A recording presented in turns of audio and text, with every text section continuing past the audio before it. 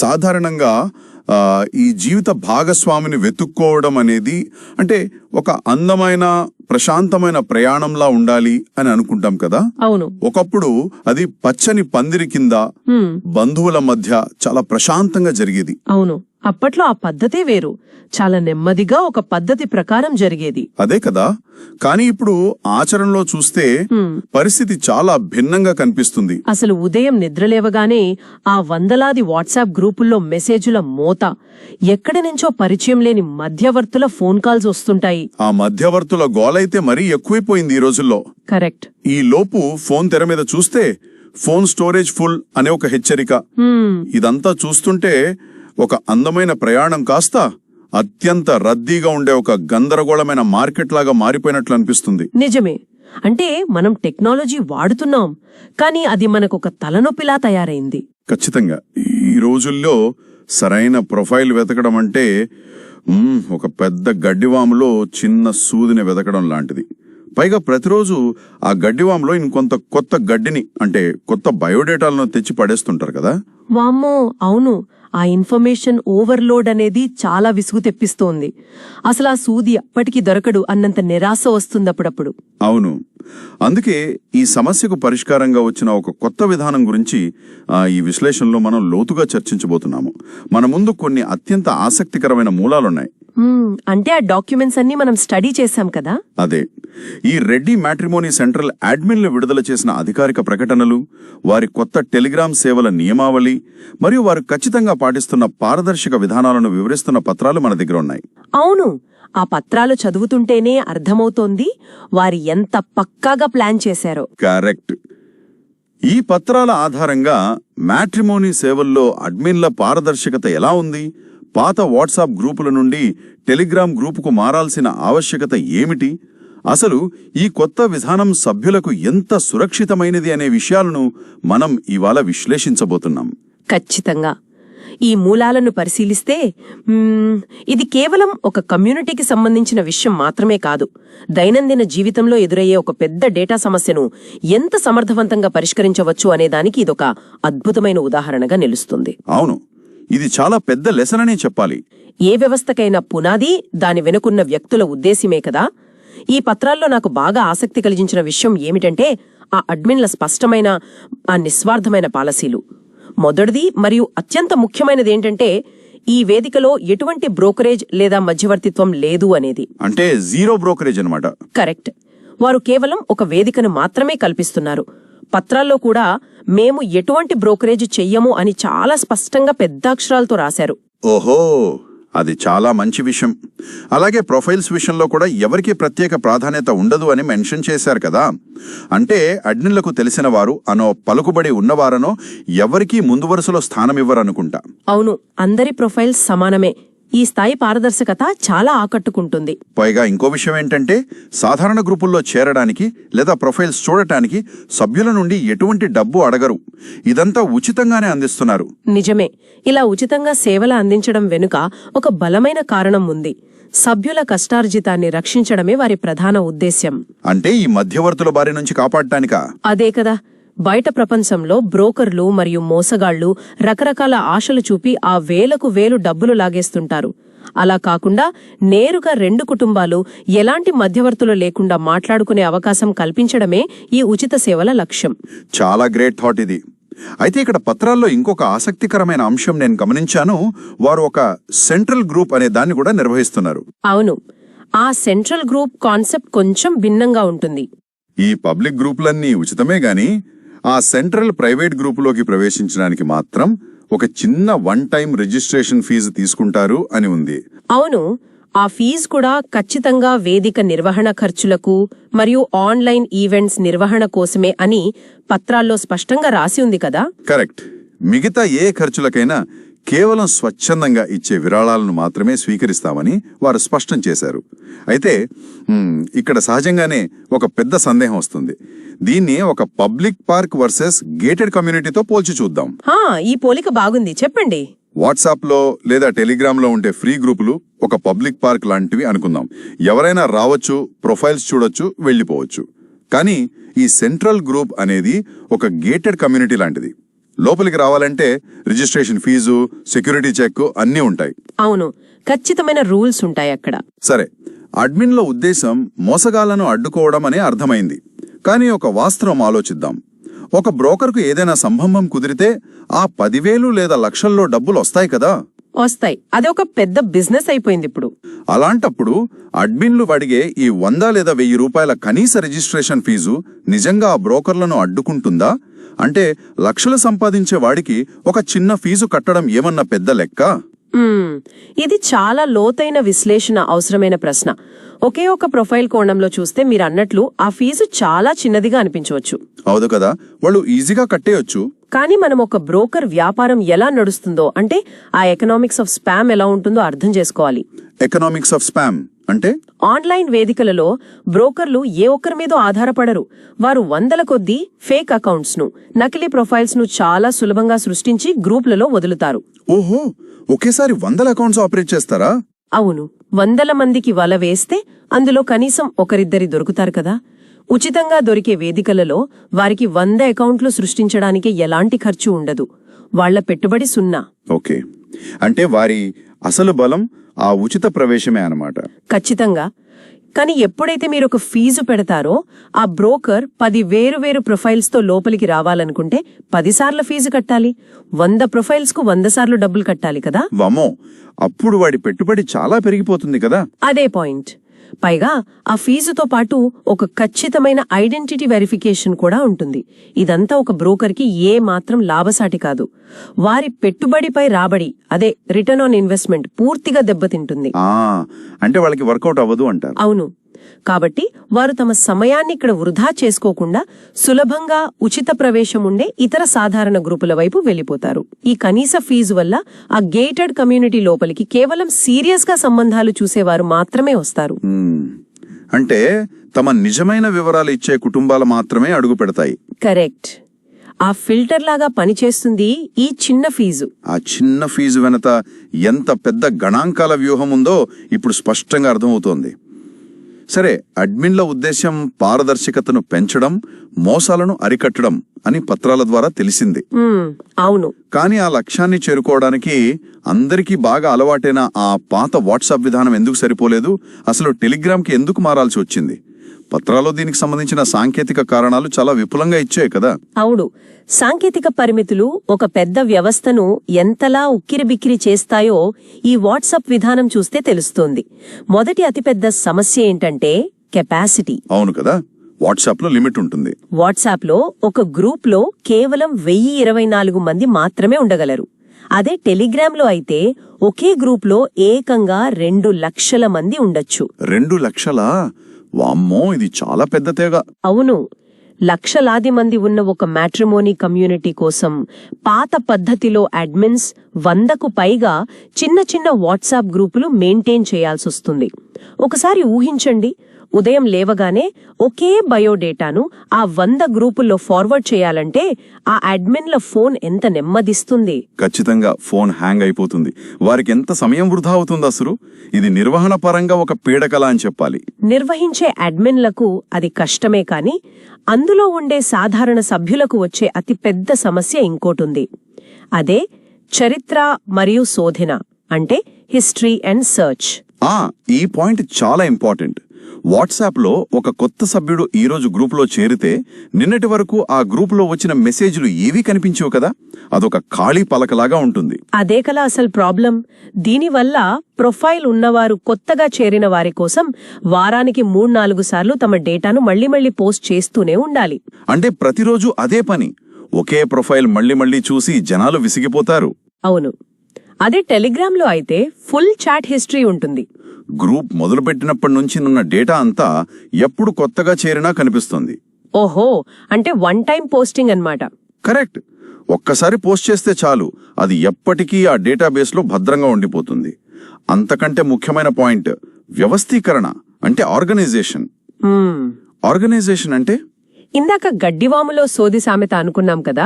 WhatsApp లో అయితే ఒక 1995లో పుట్టిన అమ్మాయి ప్రొఫైల్ వెనుక 1988లో పుట్టిన అబ్బాయి ప్రొఫైల్, దాని వెనుక ఏదో గుడ్ మార్నింగ్ ఇమేజ్ ఉంటాయి. అవునవును, ఎవ్వరు పడితే వాళ్ళు గుడ్ మార్నింగ్ మెసేజ్లు పెడుతూ ఉంటారు. ఒక కుటుంబం తమకు కావలసిన వయసున్న ప్రొఫైల్స్ కోసం ఆ గందరగోళమంతా స్క్రోల్ చేస్తూ వెతకాలి. కానీ టెలిగ్రామ్లో ఆ గడ్డివామును చిన్న చిన్న విభాగాలుగా విభజించారు. అంటే ఫోల్డర్స్ లాగానా? అవును, లింగం మరియు పుట్టిన సంవత్సరం ఆధారంగా ప్రత్యేక ఫోల్డర్స్ ఉంటాయి. ఉదాహరణకు ఎవరైనా బాయ్స్ 1992 లేదా గర్ల్స్ 1995 అని ఫోల్డర్స్ ఓపెన్ చేస్తే ఖచ్చితంగా ఆ సంవత్సరంలో పుట్టిన వారి వివరాలు మాత్రమే ఒకే చోట వరుసగా కనిపిస్తాయి. వెతుకులాట అంత సులభమైపోతుంది. ఈ విభజన వినడానికి చాలా బాగుంది, కానీ సామాన్యుల కోణం నుంచి ఆలోచిస్తే ఒక సందేహం వస్తుంది. అంటే అందరూ అలవాటు పడిన వాట్సాప్ను వదిలేసి కొత్తగా టెలిగ్రామ్ యాప్ ఇన్స్టాల్ చేసుకోవడం ఇబ్బంది కదా అని చాలా మందికి మొదట్లో అనుమానం వస్తుంది. పైగా పత్రాల్లో ఒక మాట ఉంది, హెవీ పీడిఎఫ్ ఫైల్స్ ఉండకూడదు, కేవలం టెక్స్ట్ బయోడేటాలో మాత్రమే అనుమతిస్తాం అని ఉంది కదా. సాధారణంగా అందరికీ ఆ పీడిఎఫ్ ఫైల్స్ చూడటం ఇష్టం కదా, డిజైన్లతో. అవును, ఫోటోలు ఫ్రేమ్స్ అన్ని పెట్టి ఇష్టపడతారు. కేవలం ఫోన్ స్టోరేజ్ నిండిపోతుంది, మెమొరీ మిగులుతుంది అన్న ఒక చిన్న కారణం కోసం వాట్సాప్ నుంచి టెలిగ్రామ్కి మారడం, పీడిఎఫ్లను నిషేధించడం అవసరమా అని ఎవరికైనా అనిపించవచ్చు కదా.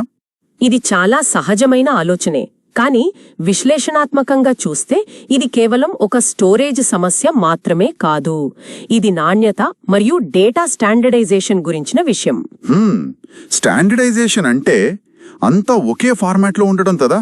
అవును, పీడిఎఫ్ ఫైల్స్ వల్ల ఫోన్ హ్యాంగ్ అయిపోవడం అనేది ఒక ప్రాబ్లం. ఇంకో అసలు సమస్య ఏమిటంటే ఎవరికి ఇష్టమొచ్చిన ఫార్మాట్లో వారు పీడిఎఫ్లు పంపిస్తుంటారు. ఒక పీడిఎఫ్లో పేరు పైన ఉంటుంది, వయస్సు కింద ఉంటుంది, ఇంకో దానిలో వృత్తి ఎక్కడో మూలను ఉంటుంది. కరెక్ట్. ఆ వివరాలు ఎక్కడ ఉన్నాయో వెతుక్కోవడానికే 10 నిమిషాలు పడుతుంది. అదే, వాటిని ఓపెన్ చేసి ప్రతిదీ చదివి అర్థం చేసుకోవడానికి చాలా సమయం పడుతుంది. కానీ టెలిగ్రామ్ గ్రూప్లో కేవలం టెక్స్ట్ బయోడేటాలను మాత్రమే అనుమతించడం వల్ల ఆ ప్రతి ఒక్కరి సమాచారం ఒకే పద్ధతిలో వరుసగా ఉంటుంది. అంటే చకచక చదివేసుకోవచ్చు అన్నమాట. అవును, దీనివల్ల ఎవరైనా చాలా వేగంగా స్కాన్ చేసి కావలసిన వివరాలు చూడగలరు. జంక్ మెసేజ్లు రావు. దానితో పాటు ఆ టెక్స్ట్ బయోడేటా విధానం వల్ల ఆ డేటాబేస్లో సెర్చ్ చేయడం కూడా చాలా సులభమవుతుంది కదా. ఒక ఊరి పేరు టైప్ చేస్తే, ఉదాహరణకు హైదరాబాద్ అని కొడితే, ఆ ఊర్లో ఉన్న ప్రొఫైల్స్ అన్ని టెక్స్ట్ రూపంలో ఉంటేనే బయటకు వస్తాయి. అవును, ఎగ్జాక్ట్లీ. అదే పీడిఎఫ్ లోపలున్న ఊరి పేరు మనం పైన సెర్చ్ బార్లో వెతకలేం కదా. కరెక్ట్. ఇది చాలా ప్రాక్టికల్ పాయింట్. ఆ సర్చ్ ఆప్షన్ అనేది సమయాన్ని అద్భుతంగా ఆదా చేస్తుంది. ఇంకొక అత్యంత కీలకమైన విషయం ప్రైవసీ, అంటే గోప్యత. వాట్సాప్ గ్రూపుల్లో ఏంటంటే సభ్యుల ఫోన్ నంబర్ అందరికీ కనిపిస్తుంది. అవును కదా, ఎవరైనా గ్రూప్ మెంబర్స్ లిస్టులోకి వెళ్లి నంబర్ చూసేయొచ్చు. బ్రోకర్లు ఆ నంబర్లను సేకరించి ఇబ్బంది పెట్టే అవకాశం ఉంటుంది. కానీ టెలిగ్రామ్లో సొంత ఫోన్ నంబర్ ఎవ్వరికీ కనపడకుండా ప్రైవసీ సెట్టింగ్స్ మార్చుకునే అవకాశం ఉంటుంది. దీనివల్ల బ్రోకర్లు ఎవ్వరూ నంబరును సేకరించి విసిగించలేరు. ఓహో, అంటే ఈ ప్రైవసీ ఫీచర్ చాలా ఇంపార్టెంట్ అన్నమాట. అవును, కాబట్టి టెలిగ్రామ్కి మారడం అనేది కేవలం మెమరీ సేవింగ్ కోసం తీసుకున్న నిర్ణయం కాదు. ఇది వ్యక్తిగత గోప్యతను కాపాడుతూ సమయాన్ని ఆదా చేసే ఒక పటిష్టమైన భద్రతా వ్యవస్థ కోసం తీసుకున్న నిర్ణయం. అర్థమైంది. ఈ మార్పులన్నీ చూస్తుంటే డేటాను ఎంత పద్ధతిగా భద్రపరచవచ్చో అర్థమవుతోంది. ప్రొఫైల్స్ అన్నీ టెలిగ్రామ్లో చాలా పద్ధతిగా ఆర్గనైజ్ అయ్యాయి, బాగానే ఉంది.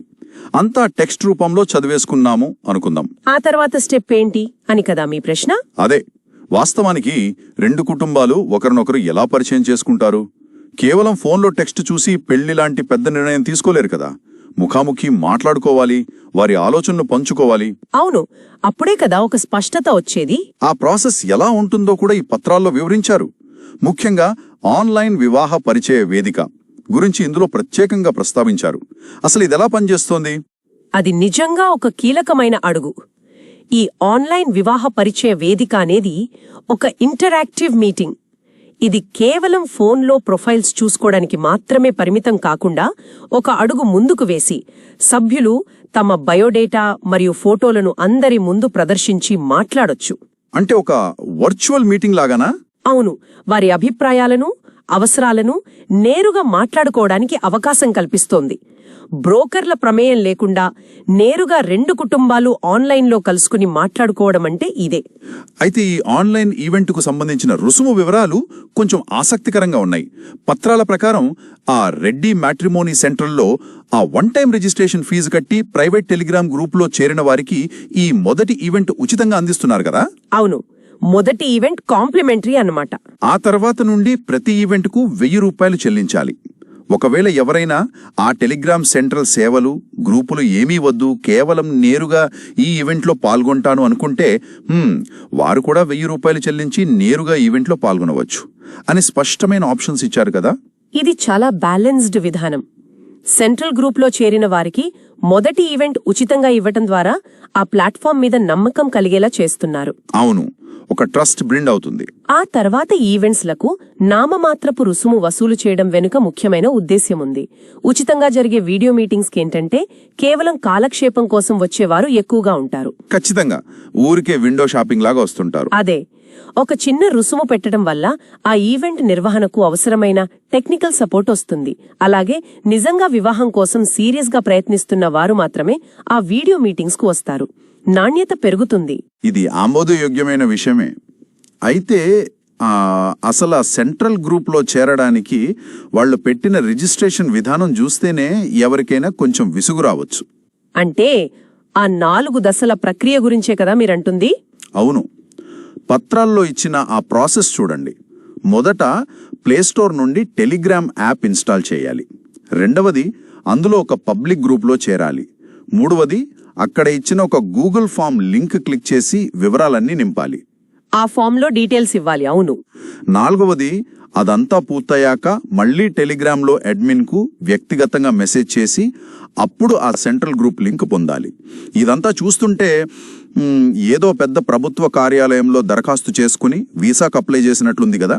వినడానికి కొంచెం పెద్ద ప్రాసెస్ లాగే అనిపిస్తోంది. అదే కదా, ఒక వాట్సాప్ లింక్ ఇస్తే ఎవరైనా వెంటనే క్లిక్ చేసి జాయిన్ అయిపోతారు కదా. ప్రాసెస్ ఇంత కఠినంగా అడ్డంకులతో ఎందుకు డిజైన్ చేశారు అనే ప్రశ్న ఖచ్చితంగా వస్తుంది. సాధారణ సభ్యుడి కోణంలో చూస్తే ఈ ప్రక్రియ చాలా శ్రమతో కూడుకున్నదిగా అనిపిస్తుంది. కానీ సిస్టమ్ డిజైన్ పరిభాషలో దీన్ని కన్స్ట్రక్టివ్ ఫ్రిక్షన్ అంటారు. అంటే సానుకూలమైన ఘర్షణ. కన్స్ట్రక్టివ్ ఫ్రిక్షన్ అంటే కావాలనే కష్టంగా పెట్టారా? అవును, ఇది ఉద్దేశపూర్వకంగా ఏర్పాటు చేసిన అడ్డంకి. మనం విశ్లేషణ మొదట్లో మాట్లాడుకున్నట్లే ఒకే లింక్ క్లిక్ చేస్తే జాయిన్ అయ్యేంత సులభమైన పద్ధతి ఉంటే ఎవరైనా ఒక ఫేక్ అకౌంట్ క్రియేట్ చేసి స్పామ్ మెసేజ్లతో గ్రూపును నింపేస్తారు. ఈజీగా ఉంటే ఎవరైనా వచ్చేస్తారు కదా. అదే, కానీ ఈ కఠినమైన 4 దశల ప్రక్రియ వల్ల వ్యవస్థకు ఎంతో బలం చేకూరుతుంది. ఎవరైనా బ్రోకర్ 100 మంది డేటాను దొంగిలించడానికి ఈ 4 స్టెప్స్ 100 సార్లు ఓపికగా చెయ్యలేడు. అమ్మో, వాడికంత ఓపిక ఉండదు అసలు. అనాసక్తిగా ఉన్నవారు, కేవలం కాలక్షేపం కోసం వచ్చే ఫేక్ ప్రొఫైల్స్ ఈ దారిలోనే అలసిపోయి ఆగిపోతారు. అంటే ఆ కష్టమైన దారి గుండా నడిచి వచ్చేది కేవలం నిజమైన అవసరం ఉన్నవారు మాత్రమే అన్నమాట. ఖచ్చితంగా. ఆ గూగుల్ ఫామ్ నింపడం వల్ల సమాచారం అంతా ఒకే పద్ధతిలో అమర్చబడుతుంది. చివరిగా అడ్మిన్కు మెసేజ్ చేయడం ద్వారా ఆ మనుషులే స్వయంగా ధృవీకరించే దశ పూర్తవుతుంది. అంటే మాన్యువల్ వెరిఫికేషన్ కూడా జరుగుతుందన్నమాట. అవును. ఈ ఖచ్చితమైన దశలు దాటుకుని లోపలికొచ్చే ప్రైవేట్ గ్రూప్లో అవాంఛిత వ్యక్తులు ఉండే అవకాశం దాదాపు శూన్యం.